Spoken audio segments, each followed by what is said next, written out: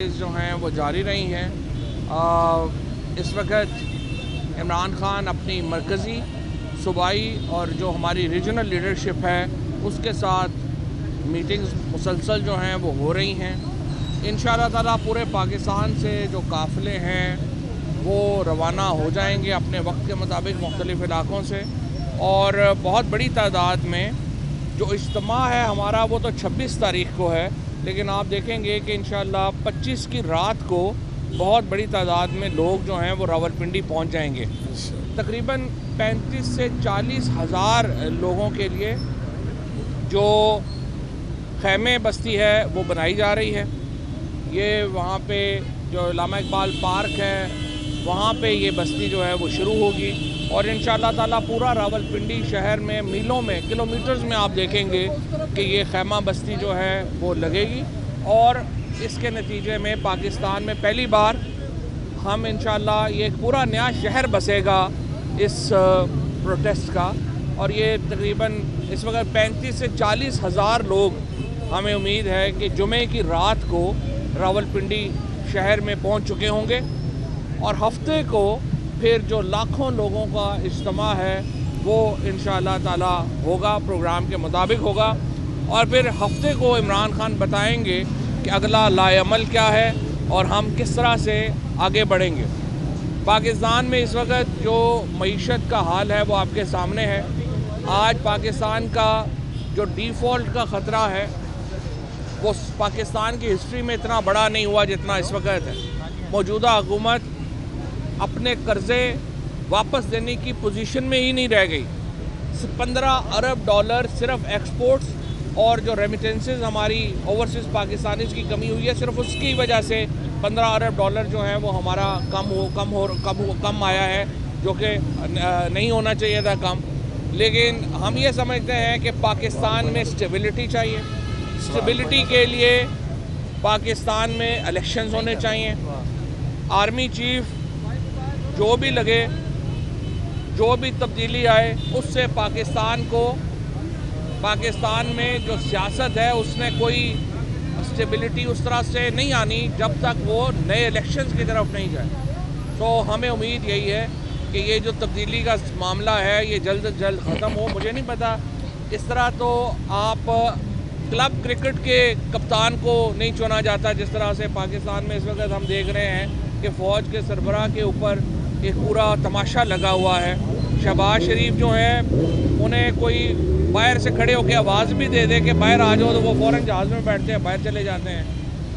मैं शहबाज शरीफ साहब से पूछना चाहता हूँ कि अगर आप डरते इतना थे पाकिस्तान में रहने से, फिर कोई और काम कर लेते, फिर वज़ीर आज़म बनना ज़रूरी था।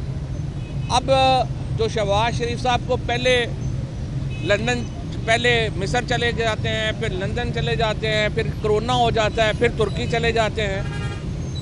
पाकिस्तान में लोगों को पता ही नहीं है कि इंडस्ट्री का वज़ीर कौन है। पाकिस्तान में लोगों को पता ही नहीं है कॉमर्स का वज़ीर कौन है। हमारी इन्होंने मईशत की कमर तोड़ दी है। सारे वज़ीर जो हैं वो या तो मुल्क से बाहर हैं, नामालूम। पहले हम सोचते थे कि नामालूम लोग एजेंसियों के लोगों को कहते थे, अब हमारे वज़ीर भी नामालूम ही हैं। कभी किसी वज़ीर ने आके कोई कम्युनिकेट ही नहीं किया। कोई 150 वज़ीर है, किसी का नहीं पता कौन कब क्या कर रहा है।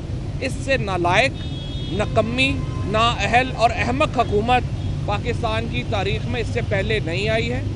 और इंशाअल्लाह ताला जो 26 का इज्तिमा है वो यही बात यकीनी बनाएगा कि पाकिस्तान में इस हुकूमत से हम छुटकारा हासिल करें और इलेक्शंस की तरफ जाएं और आवाम को मौका मिले कि वो हुकूमत मुंतखब करें। ये बताइएगा असल प्रॉब्लम क्या है? पहले कहते थे 22-23 को आ जाएगा, फिर कहते थे 25 को, अब 26 की तारीख दे रहे हैं। कभी कहते हैं कि समरी आना ज़रूरी है, कभी कहते हैं समरी ना भी आए तो प्राइम मिनिस्टर का इस्तेहकाक है। कन्फ्यूजन क्या है इस वक्त वज़ीर आज़म? देखिए जी, हमें तो नहीं पता। हमें तो फ्रेंकली तफसील जो है ये वही बता सकते हैं कि उनके क्या मसाइल हैं। लेकिन अभी आप देखें कि वज़ीर दाखिला एक बयान दे रहा है, वज़ीर दफ़ा एक बयान दे रहा है, वज़ीर आज़म तो खैर पर्दे से ही नहीं निकल रहे, चिलमन से लगे बैठे हैं। अगर वो बाहर निकलें तो बताएं ना मुल्क में कि वो उनकी क्या पोजीशन है, वो क्या चाह रहे हैं। हम ये चाहते हैं कि ये जो मामला है ये गैर मुतनाज़ा तौर के ऊपर ये हल हो, और इसमें हमारा कोई फेवरेट नहीं है। हम सिर्फ ये समझते हैं कि इन्होंने बड़ा मुतनाज़ा बनाया है। जिस तरह से सारे चोर इकट्ठे होके पाकिस्तान में चीफ की उन्होंने उसके ऊपर कंसल्टेशन की, उससे पाकिस्तान में एक अमूमी तौर के ऊपर लोगों को दुख हुआ। अदरवाइज़ देखिए, हम समझते हैं कि जो भी चीफ लगना है वो लगे, ताकि पाकिस्तान में हमें तो अपनी जो पाकिस्तान के अवाम है उन्हें रोटी रोजी का पड़ा हुआ है, कुछ चीफ लग जाए, चले आगे चले। अच्छा फवाद साहब, ये भैया अभी लॉन्ग मार्च हुई है इमरान खान से, और 26 को आप लोगों ने ऐलान किया, 27 को टीम आ रही है इंग्लैंड की, तो कहीं ये दौरा मुतासिर होने का खदशा तो नहीं है? कोई अपील तो नहीं की गई रीशेड्यूल की आपसे? नहीं, उन्होंने बात कही है कि जनाब अपना ये मैचेस शुरू होने और टीम पहले आ रही है, तो हमने उन्हें कहा है कि आप यूके की टीम को हमारी तरफ से वेलकम करें। और तहरीके इंसाफ के जो एहतजाज हैं वो तो फैमिली इवेंट्स होते हैं, उसमें तो बच्चे आते हैं, औरतें आती हैं, तो जो जिस तरह से हमारा एक फेस्टिवल होता है वैसे ही होता है। तो इंग्लैंड की क्रिकेट टीम भी इंशाल्लाह एंजॉय करेगी, और उनको भी चाहिए कि हमारे साथ पाकिस्तान में कहें कि ये इम्पोर्टेड हुकूमत नामंजूर। अच्छा फवाद साहब, ये फरमाइएगा कि इस्लामाबाद में कंटेनर 1.5 माह हो गए हैं, कोई जगह ऐसी खाली नहीं है जहाँ कंटेनर मौजूद नहीं है। मैं इस्लामाबाद में वहाँ होके आया हूँ, क्या आपने तो पिंडी जाना है, इस्लामाबाद में कंटेनर क्या कर रहे हैं सर? इस्लामाबाद वालों का दिल वैसे ही धड़का हुआ है, वो कंटेनर पता नहीं अब हमारे लिए लगा रहे हैं किसी और के लिए लगा रहे हैं, अभी पता भी नहीं है ना।